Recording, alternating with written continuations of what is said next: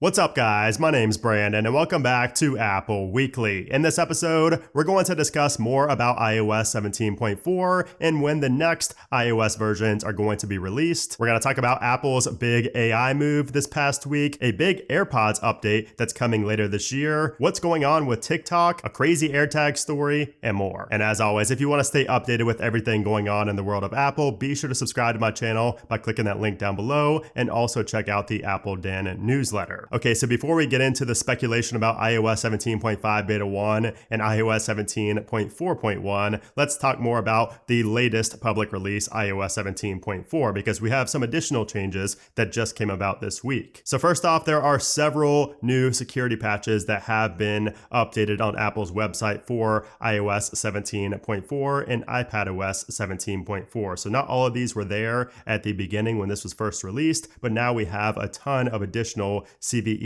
that have been added here, just making 17.4 even more of a must update if you are trying to keep your device as secure as possible. Now, some changes that you can actually see in iOS 17.4 are going to come in shortcuts, because just this past week, Apple finally published the release notes for what's new in shortcuts with iOS 17.4 and iPadOS 17.4. And one of the big ones is getting the orientation of your device. So this is called Get Orientation. So this is under scripting, and you can see that it says returns the device's orientation on iPhone and iPad. So what this allows you to do is obviously get the orientation of your device so that you can perform an action based on what orientation your device is in. So you can see we have a drop down here for portrait upside down, landscape, face up, face down. You have all of those here. And basically what this shortcut does is if my orientation is landscape left, which would be like this for me, facing this way, it's going to open up the camera because that's going to allow me to take a picture when I'm in that way when I'm using the action button on my iPhone 15. And if the orientation is not landscape left, then it's going to turn the flashlight on in every other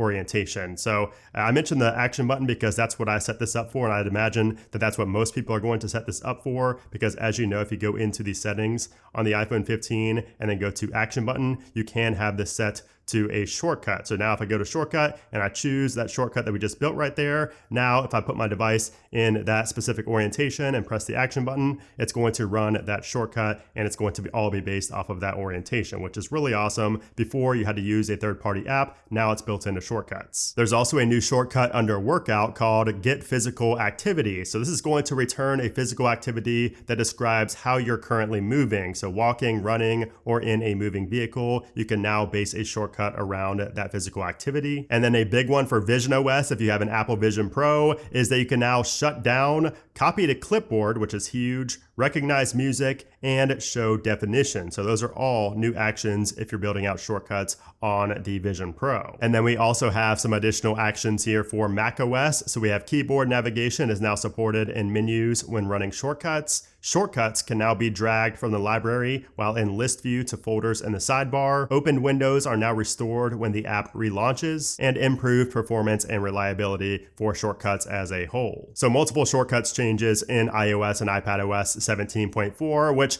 I need to do another video on shortcuts. If you're lost here, just stay tuned. I'm going to do a whole new tutorial on shortcuts because it's been years since I've done one. So we all know that the biggest and most controversial change in iOS 17.4 has been sideloading. Now, just this week, Apple announced a big change that's coming to sideloading with the next version of iOS. And this is the ability to download apps directly from third-party websites. Now, a lot of people saw this and just thought, well, that's going to be a terrible idea. Now everybody's going to get malware on their iPhone. But if you look closer, you have to look at the details, because it's not as it seems, because Apple is gatekeeping even further with this new idea. I don't think the EU is going to let Apple get away with this. So if you look closely at the eligibility requirements, the company or the developer will need to, quote, be a member of good standing in the Apple Developer Program for 2 continuous years and have an app that has had more than 1 million first annual installs on iOS in the EU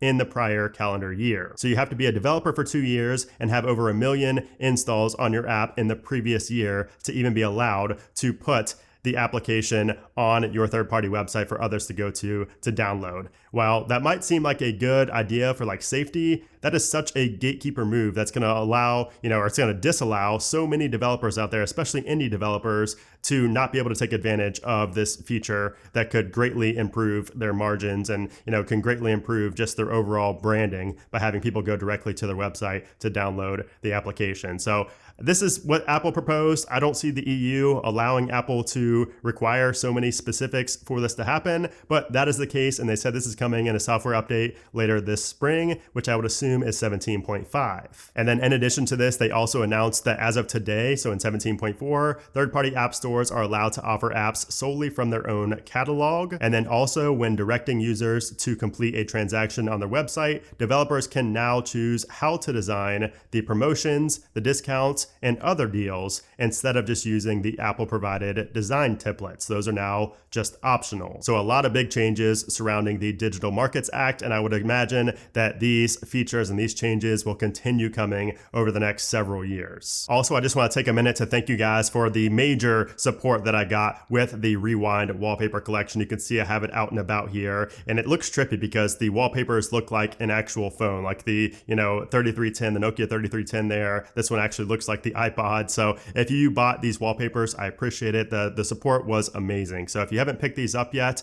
I'm just going to drop a secret code in here. Just use the code secret code to get 20% off. I'll just do 20% off. I feel like 20 is a good number since it's 820. So if you hear this, I'm not going to put it anywhere else. If you hear that, just know you can get 20% off if you have not bought these already using that code. So again, appreciate you guys. I love seeing your setups. I did also want to give an update on HomePod version 17.4 because you can see that the new change in this update is that you can now have Siri learn your preferred media service. So for example, Spotify, it can learn that, so you no longer need to include the name in your request. And I actually just recently got a Spotify premium membership about a month ago, so I've been testing this, and ever since I first started it, I would have to say Spotify when I want to play something. But now I've noticed that even after just like 2 days, now my HomePod mini notices that I'm, always playing music on Spotify. So it does it now without me having to say it. And I can confirm that when I go into my control center, I can see the now playing, it's playing that on Spotify instead of Apple Music. So if you've noticed that as well with any other application besides Spotify, let me know, because I've tried this with YouTube Music and other apps and it did not work. It only worked with Spotify for me. So if you've had success with other apps, let me know. Now, it does also say that it includes performance and stability improvements, but I've not really noticed any difference from 17.3, at least not on my HomePod minis or my regular HomePods, the second generation. Now, a couple of weeks ago, Apple launched the Apple Sports application, and I know a lot of you guys were wondering where women's NCAA sports scores are. I'm just kidding, obviously. But men's NCAA scores have now been added in the update along with women's NCAA, if that is something that you watch. And you can see here in the App Store, Apple did update this just 1 day ago as of the time of recording to version 1.1. And it says that it includes NCAA, so both men's and women's. Also, MLB has been added here with this new update. It says, starting with opening day, go deep this MLB season with play-by-play updates, betting odds, box scores, and more for all your favorite teams. And you can see that final scores are also now sorted by league. Now, as far as any of the other changes that were missing in iOS 17.4, none of those have come back via an over-there update, like a server-side update. For example, the podcast, when you play the podcast, it still remains purple now in the final version of iOS 17.4, which makes no sense. And all the other changes are still just not there. They vanished. They're non-existent in 17.4, and they've not been added since via, a server-side update. However, I would imagine that those are coming with 17.5 since Apple was rushed to put out 17.4. And we'll talk about that here in a moment. But before we talk about that, I do want to discuss the performance and the battery life. And performance to me has been great on 17.4. I really have no complaints on any of my devices, whether that's my iPhones, my iPads, anything. I have no complaints whatsoever. Now, macOS 14.4 is a different story. There are several bugs on macOS Sonoma 14.4 related to the USB-C docks, like if you have a dock to connect other devices, and also people are having issues with printers like completely breaking. So a lot of issues on that version, but as far as iOS and iPadOS, no issues for me. Same with the watch, no issues. Now, I did run a fresh Geekbench test here, so you can see that we scored a 2942 on the single core and a 7264 on the multi-core. And the scores, you can see they're kind of just going back and forth. So lower on the single core, but higher on the multi-core compared to the last run that we did last week. So the overall consensus for performance on 17.4 has been great. Really no complaints from anybody that I've seen. But when it comes to battery life, I've seen quite a few complaints. And this is nothing new. We always see that with every iOS update, but it seems like a lot of people are having battery drain issues on 17.4, at least more than 17.3 and 17.2 from what I remember. Now, for me personally, I have no issues with battery drain. I have to say though that the performance, or the battery life I should say, is not as good as it was on the betas. Like we've said this before, I said this last week, but the battery life and the performance on the final version of 17.4 was not as good as like beta 2 or beta 3 of 17.4, which is also the time that we had all the features that are now missing in 17.4. So it seems like Apple kind of went backwards for the final, few betas for 17.4, but it's still not bad in my opinion. And I'm going to pull over my main device here to check out the battery life because I've been running 17.4 every day on my main device. And you can see the last 24 hours there. Screen active time was huge. I don't know why it shows so much screen active time. I guess my phone was on in the middle of the night. But over the last 10 days, we can see how that battery life has been as well. So YouTube taking up the majority of my screen time and battery life over the last 10 days. But battery life there, nothing is off the charts. Nothing looks super abnormal there. But I need you guys to let me know how the battery life is on your device on 17.4. Let me know in a comment down below. Okay, so now let's talk about what to expect next from Apple and what in the world is going on with these iOS releases because this week, I think everybody predicted 17.5 beta 1 to come because this is just based on history. Obviously, Apple has no schedule. They don't stick to any type of specific schedule for anything unless it's like the Worldwide Developers Conference. That's really the only thing that's guaranteed to come at a certain time. But, if you look back at the previous years, like last year, for example, we got the 0.5 beta 1 update the day after the 0.4 public release. And that's been going back, multiple years. That has been the case. So, Apple went off schedule this time, for a reason. It wasn't necessarily in the cards all along, but I think that the EU had something to do with this. So, Apple was rushed to put out 17.4 because of the deadline for the EU law. We have that, situation that could have played into this. And we also have the obvious situation here, which is new iPads are expected very soon. And that next version could very well have evidence of those new iPads in the software before they actually release. So Apple is not going to want to release, a software that shows a new product upcoming before that new product is actually out. Otherwise, that would just spoil the whole launch, even though we pretty much already know it's happening. But still, that is also another scenario that's at play here. So for both of those reasons, that's probably why we did not get a 17.5 beta 1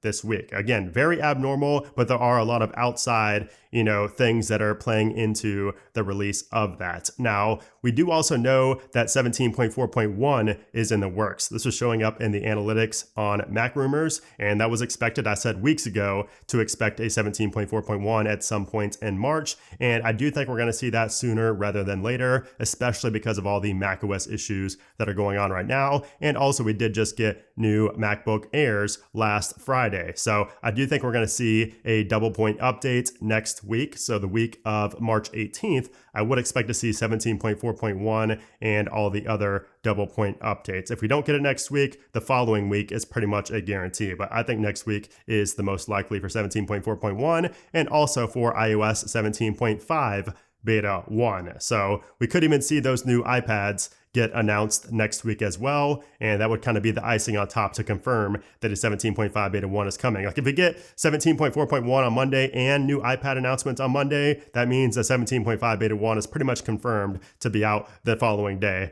on Tuesday. Or we could see everything, announced on Tuesday. New iPads and 17.5 beta 1. Who knows? But I think next week we will definitely see at least one new software update, hopefully two. And by the way, if you guys are not in the Discord server, you're missing out. We always talk about all the latest updates and speculation, and we all get hyped and then all get let down at the same time when Apple doesn't release anything. So make sure to check that out. It's down in the description below. It's free to join. The Apple Den is the Discord server. Okay, so now let's move on to the latest Apple news, and let's start with Apple's new AI acquisition. So just earlier this week, we saw the report that Apple bought Darwin AI, which is a Canada-based startup, to further build out their AI team. And this came according to Bloomberg, and they say that the sale occurred earlier this year, but it was not made public until just this week. And it looks like dozens of Darwin AI's employees have joined Apple's artificial intelligence division for the upcoming iOS 18. Now, one key thing that Darwin AI does, one of their core technologies, is, quote, making artificial intelligence systems smaller and faster. That work could be helpful to Apple, which is focused on running AI on devices rather than entirely in the cloud. So this is great news to hear. Apple has bought many, AI companies in the past, but this seems like a great acquisition for them. And it looks like the AI features, the generative AI features, are pretty much guaranteed at this point for iOS 18 and especially for the next iPhone, the iPhone 16. And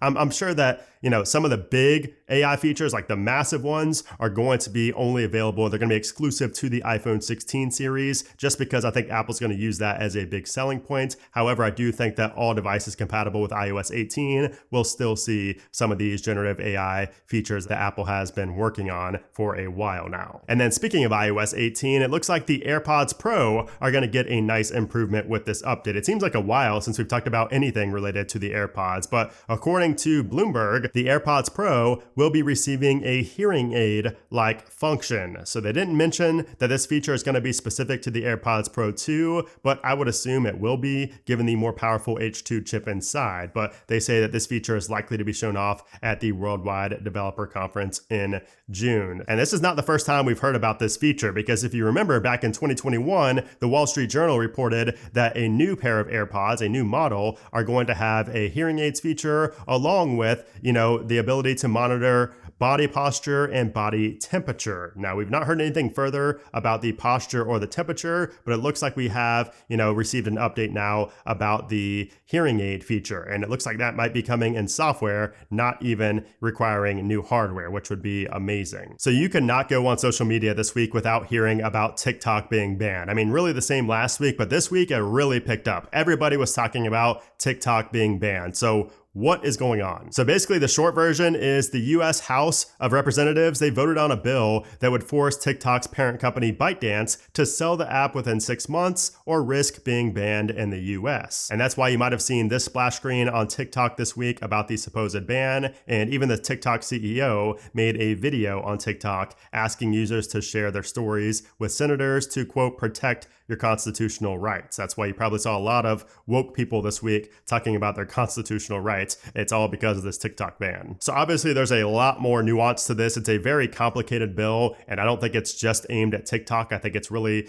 the government trying to control apps in general, which is interesting. So me personally, I do not think TikTok is going to be banned in the US. I've been saying this for years and I still stand by it. I just do not see it ever getting banned in the US. If anything, in the very worst case, it gets sold to a US based company and then just continues operating as normal. But I don't even know if that's going to happen at this point. But we'll see. I mean, the CEO made a video for a reason, so we'll have to wait and see on that. Now, also, TikTok made the news this week because a new TikTok Photos app was spotted, and this is likely to be a rival to Instagram. So somebody decompiled the TikTok app, the latest update, and found traces of a new app titled TikTok Photos, which talks about sharing photos to TikTok Photos and the ability to reach other like-minded people who enjoy photo posts. So this is interesting. This is kind of like a Threads play, what Meta did with Threads going after Instagram. It looks like TikTok is now trying to get a piece of that cake as well. So that'll be interesting to see if that actually comes to fruition and actually gets released. Oh, and also if you're wondering when the new iPads are coming, Mark Gurman did just recently come out this week and say that he's still expecting them to launch towards the end of March or even April now. So he didn't say that before, but now he's saying end of March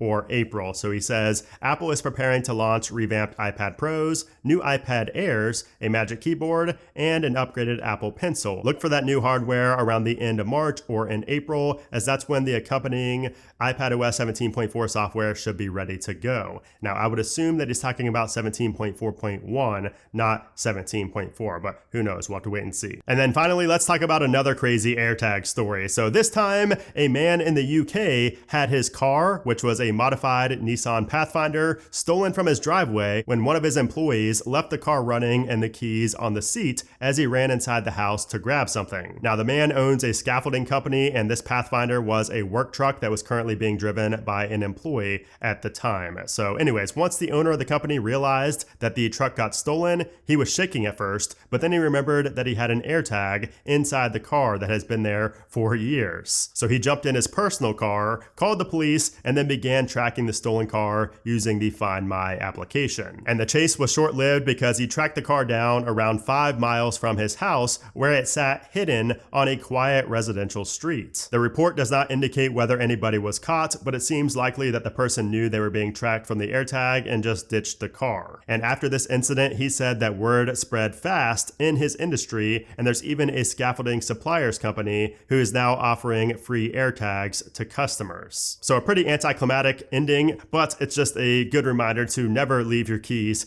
in the car, let alone if you have a remote start car. Don't leave the key fob just sitting on the seat. Not a good idea, especially when it's a work truck, which contains probably thousands of dollars of equipment. But anyways, guys, there you have it. That is the latest in the world of Apple. I hope you enjoyed this episode. If you did, as always, I would appreciate if you gave it a thumbs up. Also, if you want to see more videos just like this, be sure to hit that subscribe button down below. Also, check out brandonbutch.com if you want to see all of the wallpapers, and even consider becoming a member over there as well. We have some members-only products coming very soon as well. So anyways, guys, thanks again for watching, and I'll see you soon.